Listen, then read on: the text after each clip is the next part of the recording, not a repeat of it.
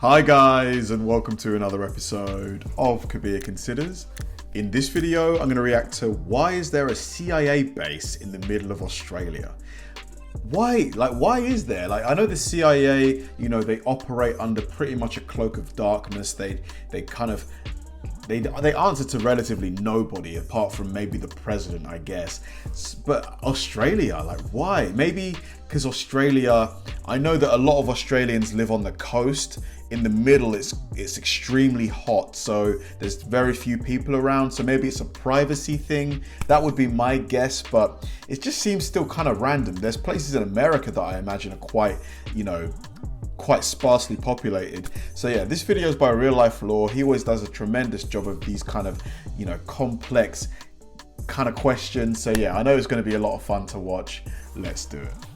Australia is a fascinating continent. As the driest continent in the world apart from Antarctica, it's no surprise that Australia is home to the second largest desert of the inhabited Earth's continents, remaining only behind the Sahara of northern Africa in scale and scope. The Great Australian Desert spans more than a third of the continent and is larger in size than the entirety of Kazakhstan. And it's partially because of this desert that Australia itself, despite being the sixth largest country in the world in terms of land, is only the 53rd largest in terms of people, with a modest population of less than 26 million citizens. We're around the same size as North Korea. But crazy. Within this vast, inhospitable, and empty desert, at the precise geographic center of the Australian continent, exists a surprising and relatively unknown secret of enormous geopolitical importance. One of the largest overseas military bases of the United States of America, operated by the Central Intelligence Agency, the National Security Administration, and the National Reconnaissance Office with a full 800 combined personnel. Wow, so this isn't some small little, outpost. This is a real large military base. Huh. The base is located nearby to the small Australian town of Alice Springs. Population just 26,000 or so people. But besides for that, there is no larger town that exists anywhere nearby to this base, within a zone of about 700,000 square kilometers, roughly equivalent in area to the US state of Texas. So to say that this American intelligence base, with hundreds of American intelligence officers operating within the dead center of Australia, is a remote location would be an incredible understatement. Yeah. From the small Australian town of Alice Springs, if you take a short drive just 10 minutes or so to the southwest, you'll quickly run into various threatening signs like this one warning you to turn your car around and proceed no further. Turn around now. Prohibited. Right, you wouldn't want to see that. You'd be like, fuck.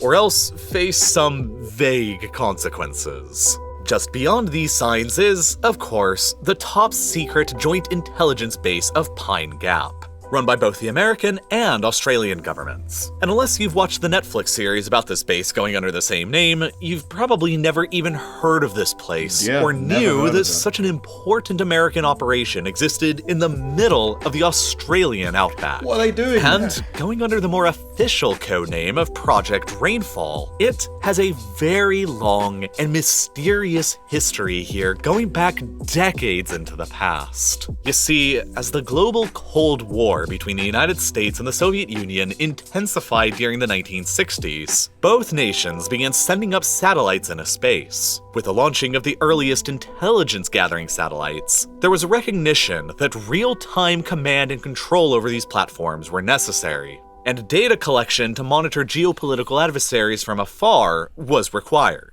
An American base to operate these American intelligence and spy satellites operating over the planet's eastern hemisphere could have theoretically been constructed anywhere, but the precise geographic center of the Australian continent was chosen for a number of strategically important factors. First, the sheer isolation of such a base deep within the continental interior of Australia. more than 900 kilometers away from the nearest coastline, ensured that any potential spy ships from foreign nations passing around would be incapable of intercepting any of the signals coming down to the base from the satellites. Second, the base would be located deep within Australia, a country who is very friendly and allied towards the United States, and far away from any major Australian population centers around the coasts. And third, and perhaps most importantly, the location where the station would be built required the base of the floor and surrounding hills to not exceed 6 degrees, at the precise coordinates of Pine Gap's location in the center of Australia at latitude 23.8 degrees south and longitude 133.74 degrees east. The ability would be gained to allow for high connectivity with satellites stationed as far as 60 degrees east and as far east as 153 degrees west. But I mean, because it's so deep into the country and Australia's so huge, keeping the 800 or so people there fed and stuff like that must be quite expensive, because you've got to drive it all the way in or fly it in. You know, you're nowhere near the coast, so things like, you know, fishing and stuff like that, just, you know, it's not going to happen.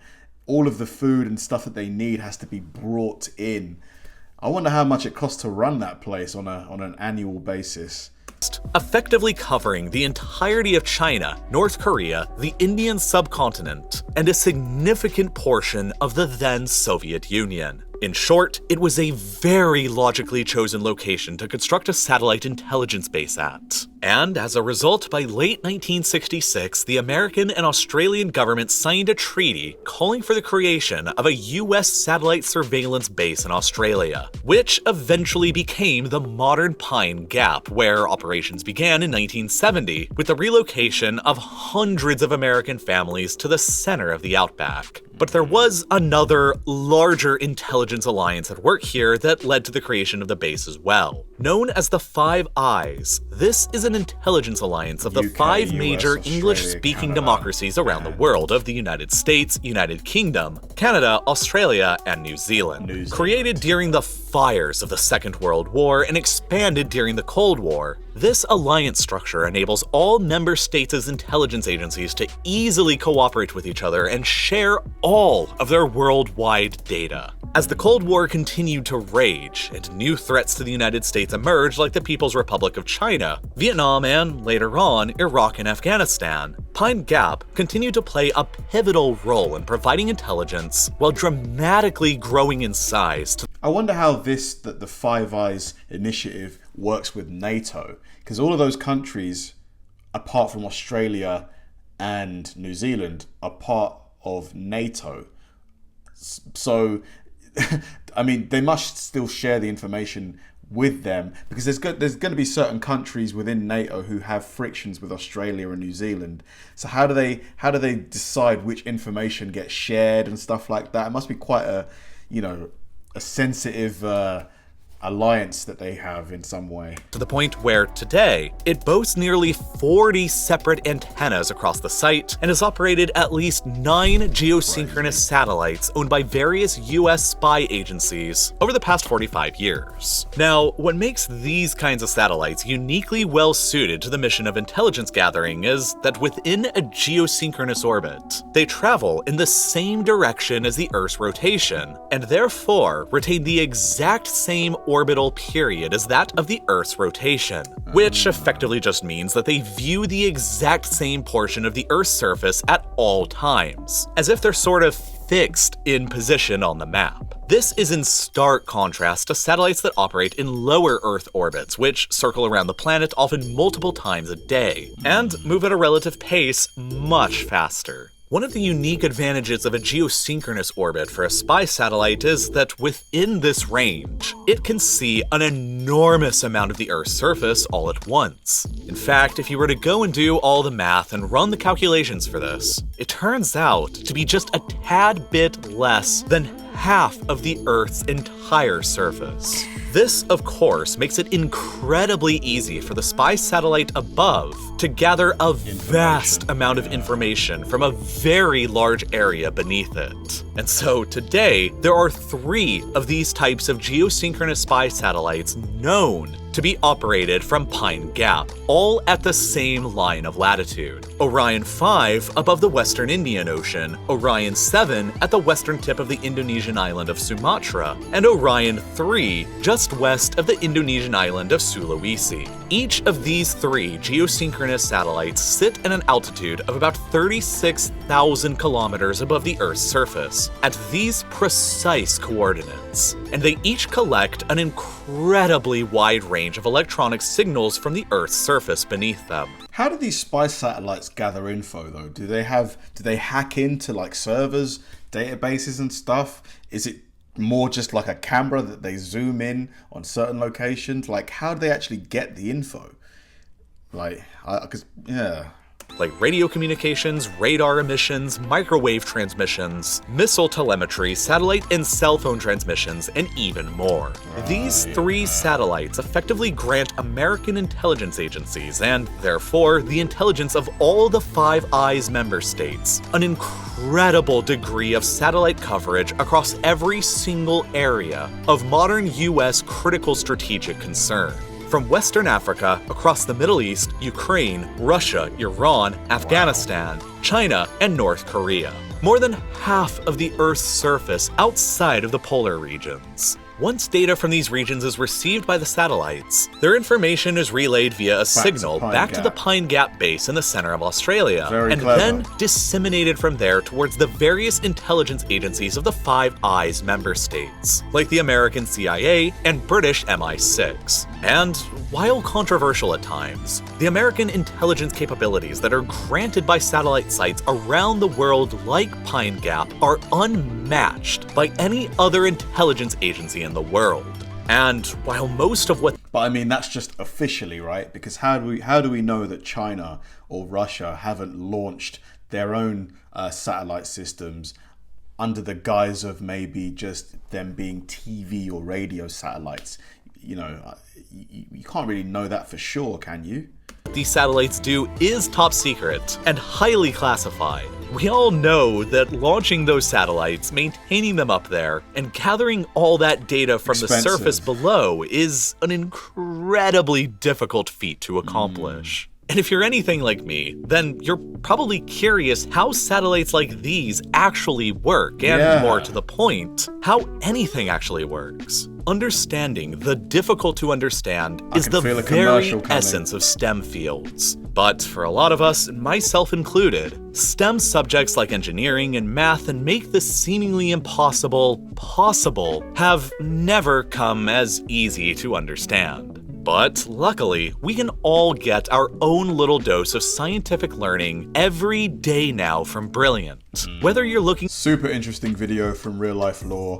It just, you know, things like this kind of crystallizes why the US military budget is so massive.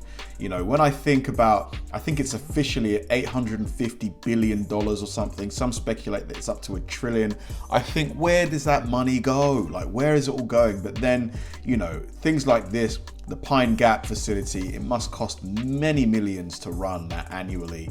You know, so, and obviously having these satellites, it's a deterrent for hostile nations. It stops them from, you know, potentially escalating their hostility, you know, so they do serve a valuable purpose. And, you know, I'm happy that the US and by extension the UK has access to them.